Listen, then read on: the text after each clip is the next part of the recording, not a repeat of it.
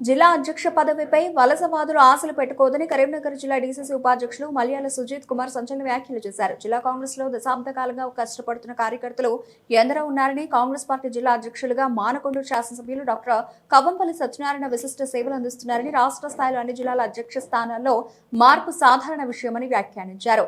గన్నేరువరం మండలంలో పత్రికా సమావేశంలో మాట్లాడుతూ మీడియా వస్తున్న వార్తలపై క్లారిటీ ఇచ్చారు. ఎలాంటి అపోహలు లేకుండా గ్రామ మండల స్థాయి కార్యకర్తలకు తగిన గుర్తింపు తొందరలో లభిస్తుందని, రాష్ట్ర వ్యవహారాల ఇన్ఛార్జ్ మీనాక్షి నటరాజన్ హామీ మేరకు అన్ని నెరవేరుతాయన్నారు.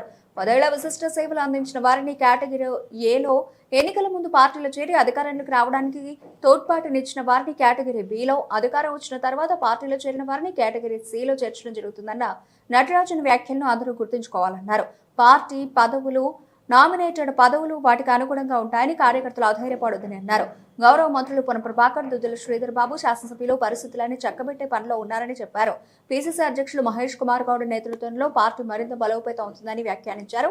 అలాగే పార్టీలో జోడు పదవులు ఉండొద్దనే తీర్మానానికి అనుగుణంగానే నియామకాలు జరుగుతాయని సుజిత్ కుమార్ స్పష్టం చేశారు. ఈ సమావేశంలో జిల్లా ఉపాధ్యక్షులు కొమ్మరి రవీందర్ రెడ్డి, గన్నేరువరం మండల అధ్యక్షులు ఉపేందర్ రెడ్డి, యూత్ కాంగ్రెస్ జిల్లా కార్యదర్శి Devaraju Anil, market committee director Chada Satish Reddy, నాయకులు ఏలేటి సతీష్ రెడ్డి, రాజయ్య తదితరులు పాల్గొన్నారు. కాదు, కరీంనగర్ తో పాటు మన రాష్ట్రంలో ఉన్న ప్రతి ఒక్క జిల్లా డీసీసీ అధ్యక్షులని మార్చే ప్రక్రియ నిర్వహిస్తా ఉన్నారు. దీనికి సంబంధించినటువంటి ఎక్సర్సైజ్ గత కొద్ది రోజులుగా నడుస్తూ ఉంది.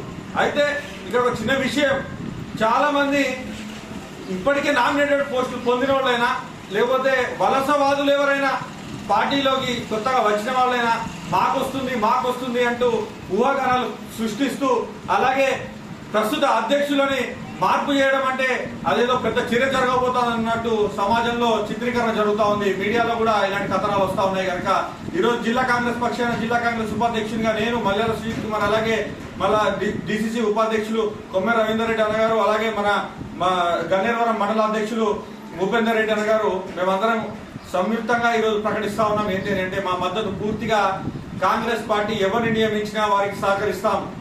కానీ ఎవరు కూడా తమకు తాముగా మేమే అధ్యక్షులు అవుతున్నామని చెప్పి మీడియాలో ప్రకటించుకునే విధానం కాంగ్రెస్ పార్టీలో లేదు. కాంగ్రెస్ పార్టీ అధిష్టానము పూర్తిగా ఎక్సర్సైజ్ చేస్తా ఉంది.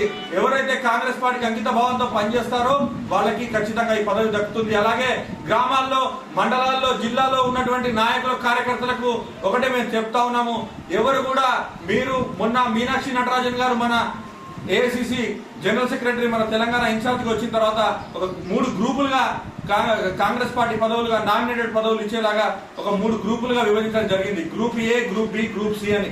గ్రూప్ ఏ అంటే ఎవరైతే 10 ఏళ్లకు మించి కాంగ్రెస్ పార్టీని అంటిపెట్టుకుని ఎలాంటి ఆర్థిక లాభాపేక్ష లేకుండా ఏ పార్టీకి మారకుండా కాంగ్రెస్ పార్టీలో ఉన్నారో వాళ్ళని గ్రూప్ ఏ కింద జమ కట్టారు.